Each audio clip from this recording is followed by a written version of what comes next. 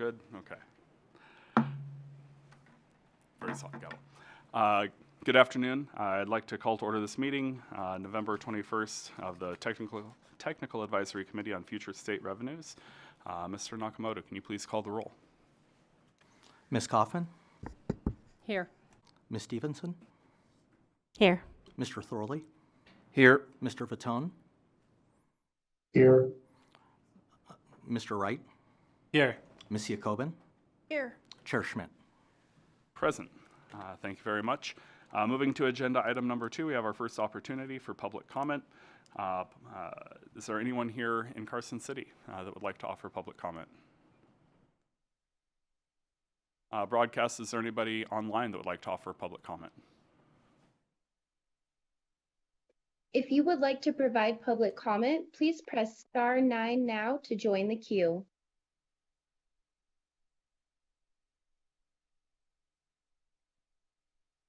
Chair, there are 0 callers to provide public comment at this time. Thank you very much. We'll move then to agenda item number 3, which is a review and approval of revenue forecasts for selected general fund sources. Mr. Nakamoto, can you please walk us through this agenda item? Thank you, Mr. Chair. For the record, I am Michael Nakamoto. I serve as Chief Principal Deputy Fiscal Analyst with the Fiscal Analysis Division of the Legislative Council Bureau. And for today's agenda, just as a matter of housekeeping for anybody who is watching online, the meeting materials that all the members do have here in person are available on the Budget Division's website at or budget.nv.gov/meetings/budget_division.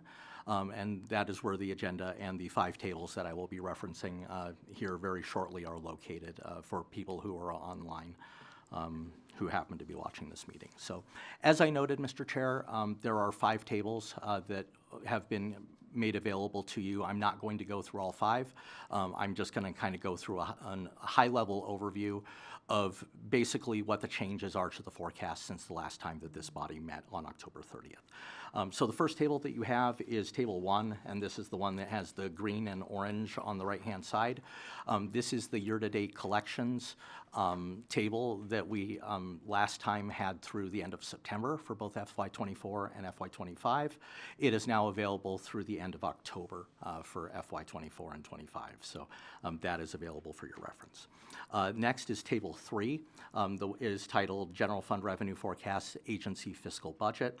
Like last time, these are the forecasts for each revenue source by fiscal year by forecaster, whether it's the agency forecast, the Fiscal Analysis Division forecast, or the Budget Division forecast. And these are the forecasts that are part of the information set that was used to develop the consensus forecast, so they have been updated from the last time. And that having been said, because they have been updated from the last time, the third table that I will reference is titled Table 3 Difference, and this is basically the difference between this forecast in Table 3 from the forecast that was presented to you for each of these revenues on October 30th. Then finally, the last 2 tables are the Technical Advisory Committee General Fund Revenue Forecast November 21, 2024, which is the proposed consensus forecast that is being presented today that I will go through. And then the last one is Difference Technical Advisory Committee November 21, 2024 versus October 30th, 2024, which is fairly self-explanatory. It is the difference in this consensus forecast from the last one. So with that, Mr. Chair, and members of the committee, my intention today was really to do a high-level overview of really what the changes are, so that kind of where we're at now versus where we were at before, and really what the changes are. So I'm really going to be referring to the Technical Advisory Difference table, but again, if there are any questions or if there's refreshers that are needed on any of the revenues, I am welcome to, or I'm available to answer those questions. So on the first page, you can see that under the gaming taxes, there were very few changes. There were minor changes to the annual games fees forecasts that were submitted to us by Mr. Lawton from the Gaming Control Board that we thought were reasonable to incorporate. So the net change was $500 in FY25 and $200, and those both being negative in FY26. So on more important or larger changes, the transportation connection excise tax, GL 3073, you can see has negative downward revisions of just under $600,000 in FY25, $920,000 in FY26, and just over $1.1 million in FY27. And basically, if you were to go look at the forecasts, the agency fiscal budget, you would find that the fiscal division reduced their forecast for this. We had another month of collections on this, and it was weaker than we thought. And so looking at that and kind of reevaluating this tax going forward, we incorporated those revisions in, and so the end result was this downward revision of the tax by this amount. Next was the cigarette tax, GL 3052, which also had downward revisions in the neighborhood of about $500,000 per fiscal year. And this is the same story. We got another month of collections from the Department of Taxation, and when we incorporated those, fiscal reduced its forecast, and then when it went through the average, what was the average of agency fiscal and budget, it reduced the forecast by those amounts. So then on page 3, there are really no substantial changes worth noting other than the business license fee, which had upward revisions of in the neighborhood of $320,000 per fiscal year. And again, this is the same story here. Based on the most recent month of collections we had from the Secretary of State's office, and that was through September, we basically looked at it and thought that it was appropriate to increase our forecasts, which then got averaged through and shows or reflects the increase that you see here.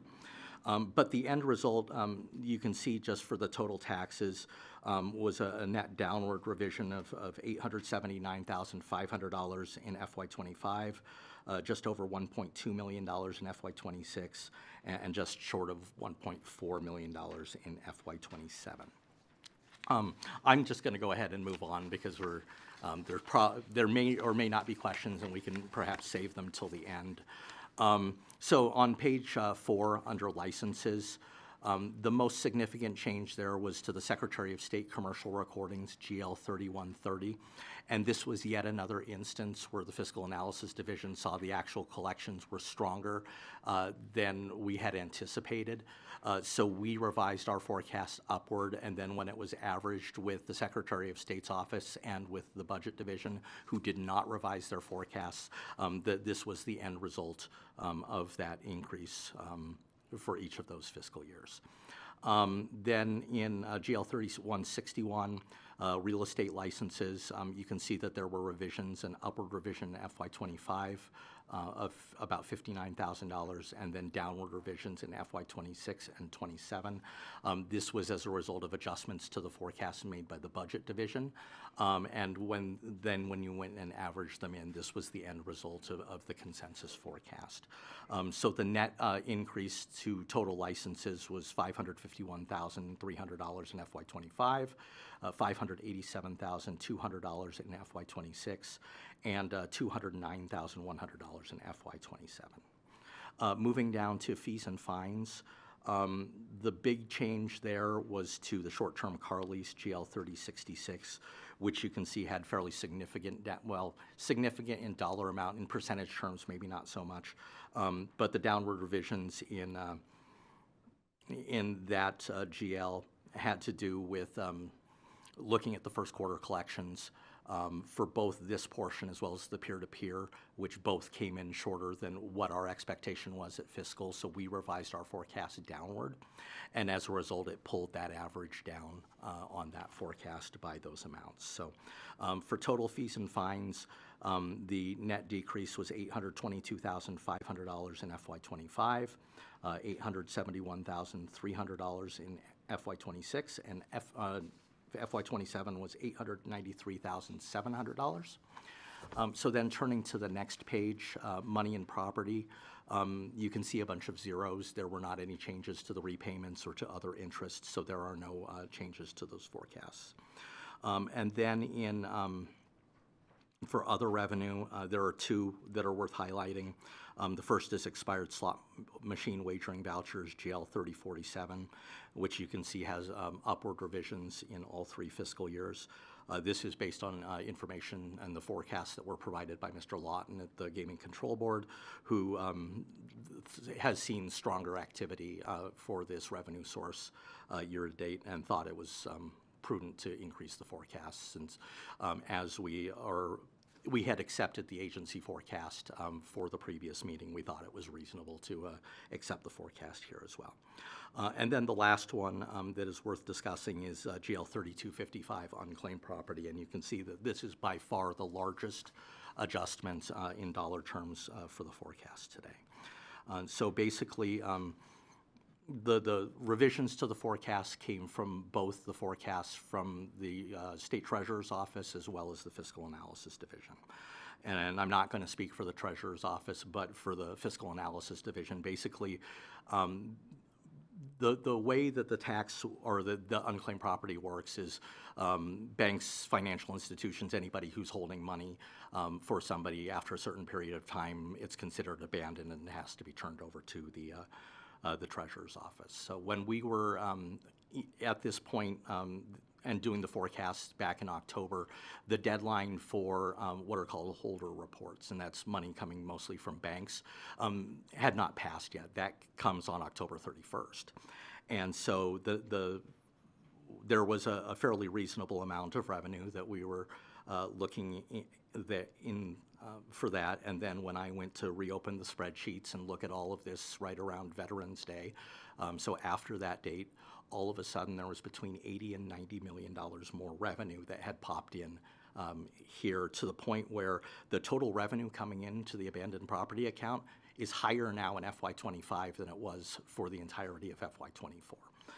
So I had conversations with the Treasurer's Office about this, about what was going on, and they had indicated, well, it's just, that's the deadline, but a lot of activity came in, and part of it was some law changes that changed the timing by which some of this was transferred over.